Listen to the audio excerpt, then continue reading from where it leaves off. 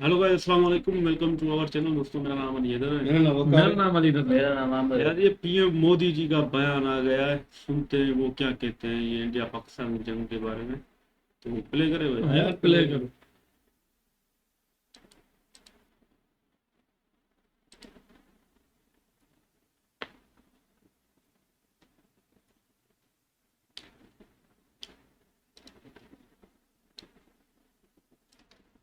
प्रिय देशवासियों, नमस्कार।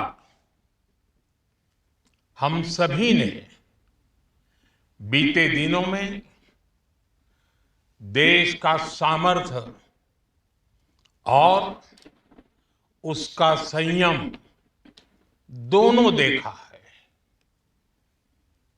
मैं सबसे पहले भारत की पराक्रमी सेनाओं को, सशस्त्र बलों को, हमारी खुफिया एजेंसियों को, हमारे वैज्ञानिकों को, हर भारतवासी की तरफ से सैल्यूट करता हूं। हमारे वीर सैनिकों ने ऑपरेशन सिंदूर के लक्ष्यों की प्राप्ति के लिए असीम शौर्य का प्रदर्शन किया। मैं उनकी वीरता को, उनके साहस को, उनके पराक्रम को आज समर्पित करता हूं। हमारे देश की हर माता को, देश की हर बहन को और देश की हर बेटी को ये पराक्रम समर्पित करता हूं। साथियों, 22 अप्रैल को पहलगाम में आतंकवादियों ने जो बर्बरता दिखाई थी, उसने देश और दुनिया को झकझोर दिया था। छुट्टियां मना रहे निर्दोष मासूम नागरिकों को धर्म पूछकर उनके परिवार के सामने, उनके बच्चों के सामने बेरहमी से मार डालना, यह आतंक का बहुत विभत्स चेहरा था, क्रूरता थी। ये देश के सद्भाव को तोड़ने की घिनौनी कोशिश भी थी। मेरे लिए व्यक्तिगत रूप से ये पीड़ा बहुत बड़ी थी। इस आतंकी हमले के बाद सारा राष्ट्र, हर नागरिक, हर समाज, हर वर्ग, हर राजनीतिक दल एक स्वर में आतंक के खिलाफ कड़ी कार्रवाई के लिए उठ खड़ा हुआ। हमने आतंकवादियों को मिट्टी में मिलाने के लिए भारत की सेनाओं को पूरी छूट दे दी और आज हर आतंकी, आतंक का हर संगठन जान चुका है कि हमारी बहनों बेटियों के माथे से सिंदूर हटाने का अंजाम क्या होता है। साथियों, ऑपरेशन सिंदूर ये सिर्फ नाम नहीं है, ये देश के कोटि कोटि लोगों की भावनाओं का प्रतिबिंब है। ऑपरेशन सिंदूर न्याय की अखंड प्रतिज्ञा है।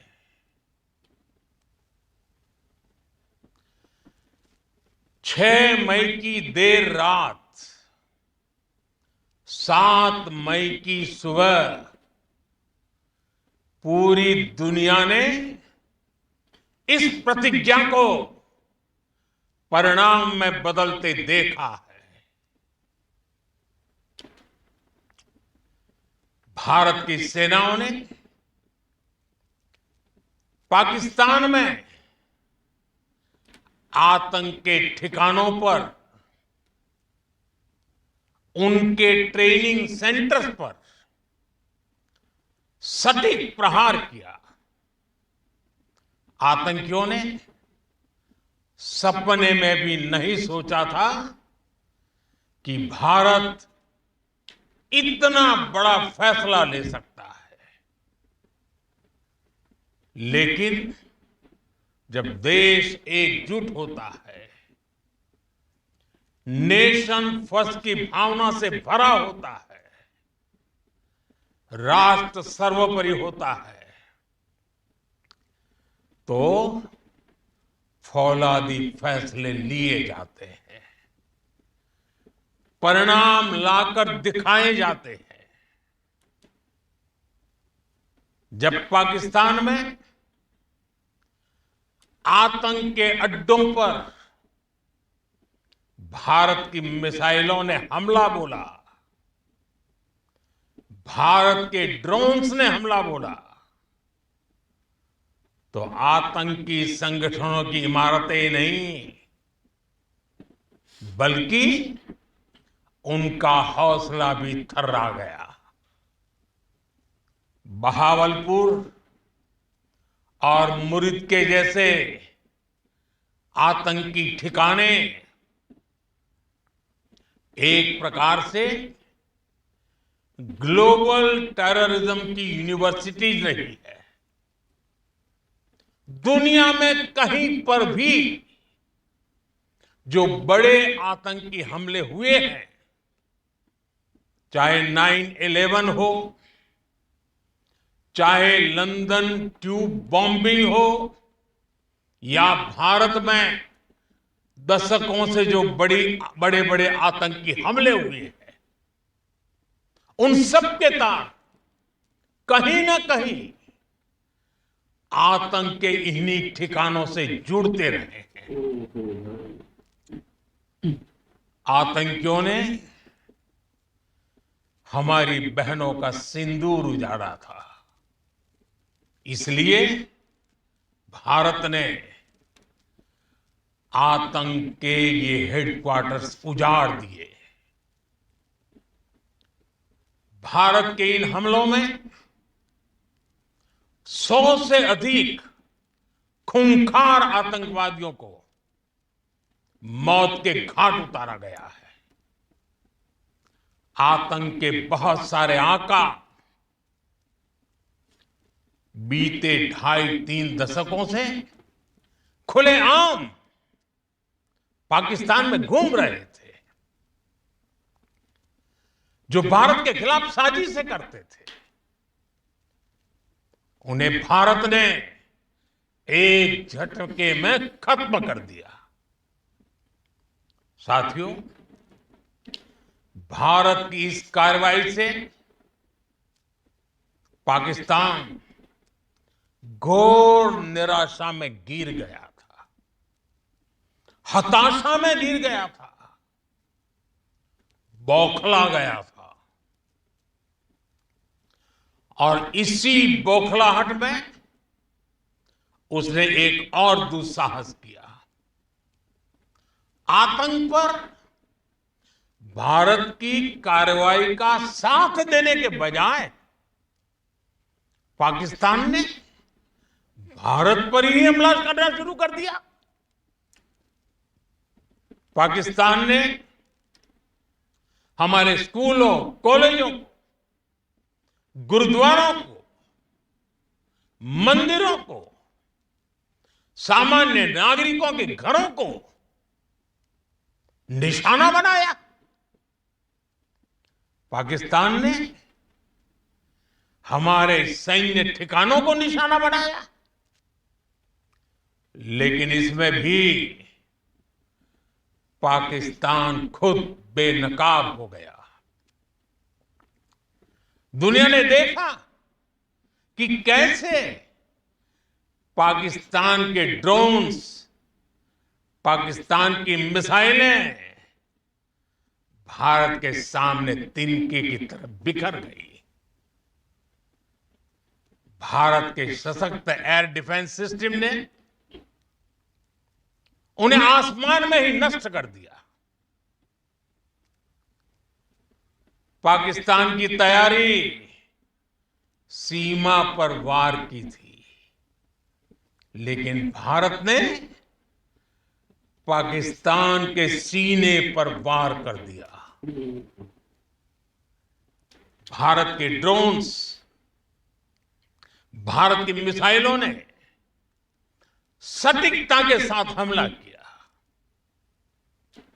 पाकिस्तानी वायुसेना के उन एयरबेस को नुकसान पहुंचाया, जिस पर पाकिस्तान को बहुत घमंड था।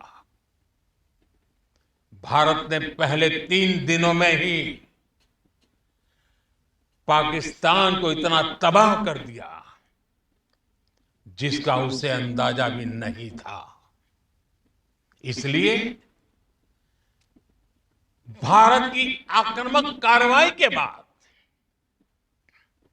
पाकिस्तान बचने के रास्ते खोजने लगा। पाकिस्तान दुनिया भर में तनाव कम करने के लिए गुहार लगा रहा था,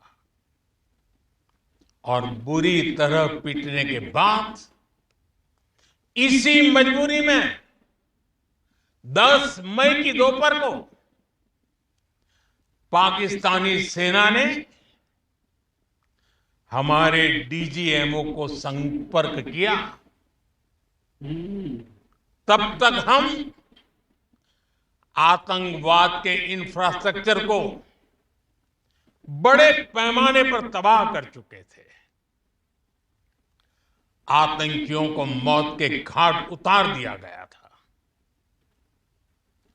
पाकिस्तान के सीने में बसाए गए आतंक के अड्डों को हमने खंडहर बना दिया था। इसलिए जब पाकिस्तान की तरफ से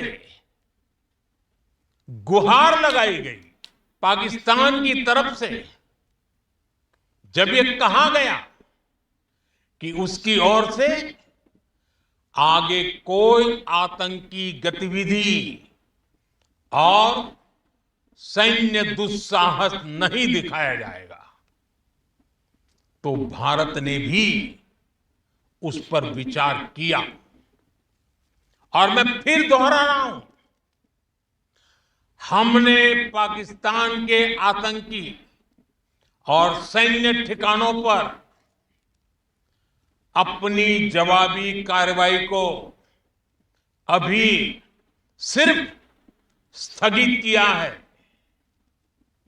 आने वाले दिनों में हम पाकिस्तान के हर कदम को इस कसौटी पर मापेंगे कि वो क्या रवैया अपनाता है।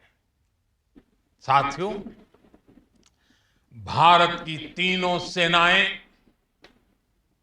हमारी एयरफोर्स, हमारी आर्मी और हमारी नेवी, हमारी border security force BSF, Bharat के अर्धसैनिक बल लगातार अलर्ट पर है।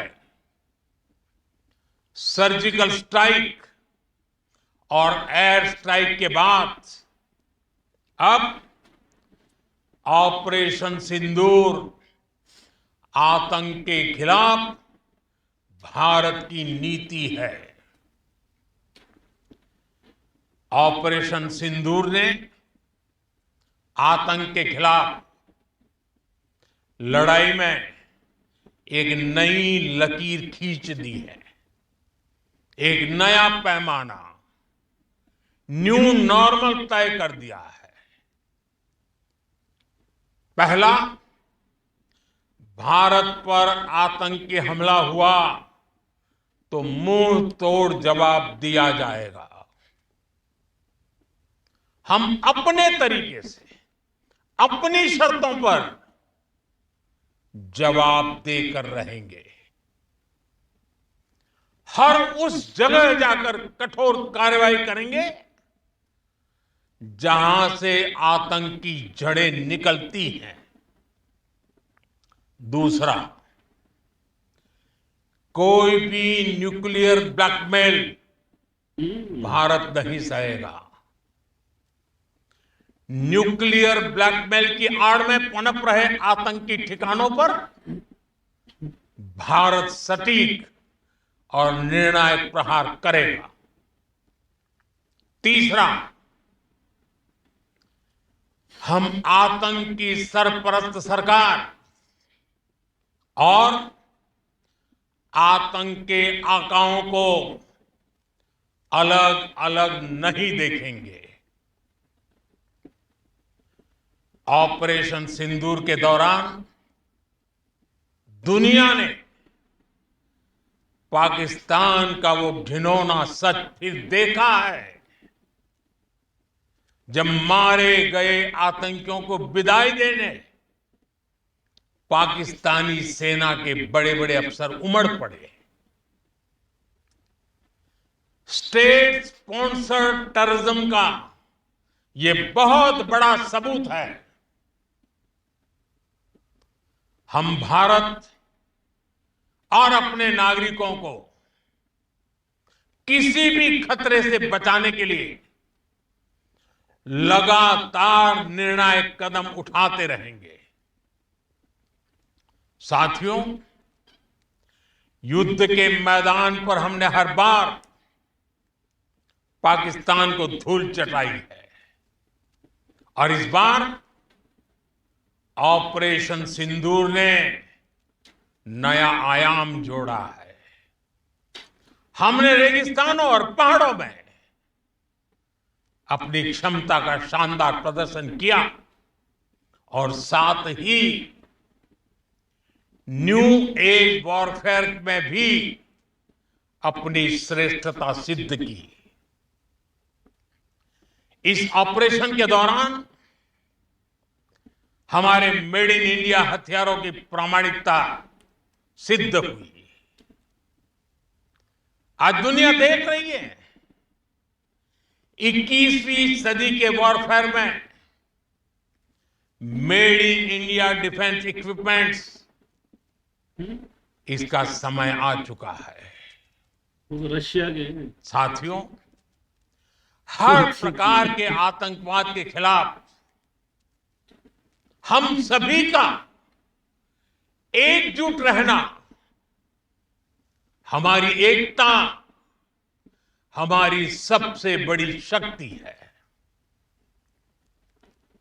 निश्चित तौर पर ये युग युद्ध का नहीं है, लेकिन ये युग आतंकवाद का भी नहीं है। टेररिज्म के खिलाफ जीरो टॉलरेंस, ये एक बेहतर दुनिया की गारंटी है। साथियों, पाकिस्तानी फौज, पाकिस्तान की सरकार जिस तरह आतंकवाद को खाद पानी दे रहे हैं, वो एक दिन पाकिस्तान को ही समाप्त कर देगा। पाकिस्तान को अगर बचना है तो उसे अपने टेरर इंफ्रास्ट्रक्चर का सफाया करना ही होगा। इसके अलावा शांति का कोई रास्ता नहीं है। भारत का मत एकदम स्पष्ट है। टेरर और टॉक एक साथ नहीं हो सकते। टेरर और ट्रेड एक साथ नहीं चल सकते और पानी और खून भी एक साथ नहीं बह सकता। मैं आज विश्व समुदाय को भी कहूंगा, हमारी घोषित नीति रही है, अगर पाकिस्तान से बात होगी तो टेररिज्म पर ही होगी। अगर पाकिस्तान से बात होगी तो पाक ऑक्युपाइड कश्मीर पीओके उस पर ही होगी। प्रिय देशवासियों, आज बुद्ध पूर्णिमा है। भगवान बुद्ध ने हमें शांति का रास्ता दिखाया है। शांति का मार्ग भी शक्ति से होकर जाता है। मानवता शांति और समृद्धि की तरफ बढ़े, हर भारतीय शांति से जी सके, विकसित भारत के सपने को पूरा कर सके, इसके लिए भारत का शक्तिशाली होना बहुत जरूरी है और आवश्यकता पड़ने पर इस शक्ति का इस्तेमाल भी जरूरी है। और पिछले कुछ दिनों में भारत ने यही किया है। मैं एक बार फिर भारत की सेना और सशस्त्र बलों को सैल्यूट करता हूं। हम भारतवासी के हौसले, हर भारतवासी का एकजुटता का शपथ, संकल्प, मैं उसे नमन करता हूं। बहुत बहुत धन्यवाद। भारत माता की जय। क्या बात है। भारत माता की जय। भारत माता की जय। वाह मोदी जी वाह। हम भी यही चाहते हैं, पाकिस्तानी भी यही चाहते हैं, अमन हो, ये टेररिज्म खत्म हो और दोनों मुल्क साथ में तरक्की करें। बाकी आज मोदी जी की बॉडी लैंग्वेज से ऐसा लग रहा था ना, बड़े ही फख्र करते हैं अपनी आर्म्ड फोर्सेस में, जो उनकी आर्मी है ना। आज मोदी जी का मतलब सब हमने देखा, मैं तो हैरान हो गया भाई। मोदी जी ने हर एक बात जो है ना क्लियरली बताई, एकदम मतलब सबको जवाब दे दिया पूरी दुनिया को कि भाई पाकिस्तान से अब बात होगी तो भाई टेररिज्म पर होगी और कश्मीर पे होगी, और कोई इनके साथ नहीं। पानी की अभी भाई मसला बता दिया, हमें लगा कि अभी सीज फायर है तो ये जो मसले छोटे छोटे हैं ना, पानी का बंद किया है, बैन वगैरह लगा दिया चैनल पे, या ट्रेड खत्म कर दिया तो ये भी हल हो जाएगा, लेकिन नहीं। मोदी जी ने भाई क्लियरली बता दिया है कि ये सब कुछ नहीं, टेररिज्म जब तक खत्म नहीं होगा भारत पाकिस्तान से बात नहीं करेगा। भाई मोदी जी ने भाई क्लियर बता दिया है और मैं तो हैरान हो गया भाई। आज मोदी जी ने अपनी आवाम को ना सब समझा दिया है भाई। ये ब्लैकमेल हम नहीं होंगे भाई न्यूक्लियर से, ये जो हमारे यहाँ से धमकियां होती है ना, एटम गोला चलेगा या वो, मोदी जी भाई अभी निडर हो गए, बोलते हैं भाई कुछ नहीं होगा, ये आपकी न्यूक्लियर जो धमकियां है ना, हम इनके नहीं है, हम सीधा अटैक करेंगे, जो भी आपके ठिकाने ट्रेनिंग सेंटर है सब क्लियर बताया, भावलपुर का और उसके अलावा और भी जो ठिकाने इन्होंने नाम गिनवाए, सबको भाई बोला कि हम इनको चुन चुन के खत्म करेंगे। और ये इनकी तरफ से दावे हैं और प्राइम मिनिस्टर नरेंद्र मोदी जी की बात में सच्चाई भी हो सकती है, क्योंकि प्राइम मिनिस्टर है वो ऐसे घुमा फिरा के बात नहीं कर सकते, तो इन्होंने सब कुछ सीधा बताया। और एक थोड़ा मुझे शक है कि जिस तरह खान सर ने हमें बताया था कि रशिया ने इनको S-400 वाला सिस्टम दिया है ना, डिफेंस वाला एयर डिफेंस सिस्टम, तो ये मतलब मोदी जी कह रहे हैं कि मेड इन इंडिया है, तो इसमें क्या है कि रशिया इंडिया में आके बना गया था या कोई अलग चीज, या फिर हम नहीं समझे। बाकी मोदी जी का बयान सुन के ना भाई रोंगटे ही खड़े हो गए कि मोदी जी अभी पीछे हटने वाले नहीं है, वो सीधा भाई इलाज करना चाहते हैं। बोलते जंग का अभी दौर नहीं है, लेकिन टेररिज्म का भी दौर नहीं है, क्योंकि अभी दुनिया आगे बढ़ रही है तो हमें भी आगे बढ़ना चाहिए और हमारे वालों को भी थोड़ा इनसे अभी बातचीत करनी चाहिए। मोदी जी की बातों से ना मुझे बहुत मतलब फील हो रहा है कि यार ये तरक्की करे और इनके मतलब कितनी रुकावटें आ रही हैं। और एक पाकिस्तानी को भी बोला कि हमें लगा पाकिस्तान साथ देगा कि टेररिज्म को खत्म करें इंडिया के साथ मिलके, लेकिन हमारे वालों ने उल्टा अटैक कर दिया भाई उनके। वो मोदी जी बता रहे हैं गुरुद्वारे, उनके रिलीजियस जो जगह हैं और भी बड़ी बड़ी जगह पे हमारे ड्रोन अटैक हो गए। तो हमारे वाले भी पता नहीं उनके अभी क्या है, हमारे वाले भी अपने आप को डिफेंड करने के लिए चला दिए। अभी किसको हम सही बोले गलत बोले, बाकी मोदी जी का बयान में मुझे अपने प्राइम मिनिस्टर से ज्यादा मोदी जी का बयान सही लगा भाई।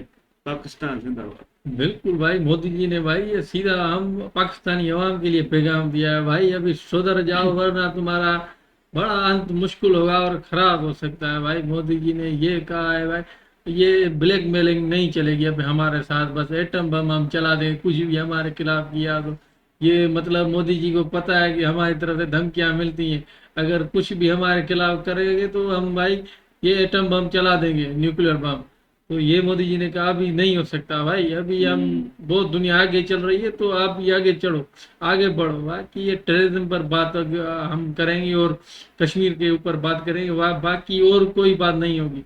ये भी मोदी जी ने सीधे सीधे साफ लफ्जों में बता दिया है भाई। अभी हम जो सोचते थे भाई इंडिया के साथ मिल जाए तरक्की करेंगे, पर भाई नहीं, ये ऑप्शन भी मोदी जी ने खत्म कर दिया भाई। नहीं, अभी और बात नहीं, हमने तो की नहीं, मोदी जी ने बस वो भी खत्म कर दी अभी बात।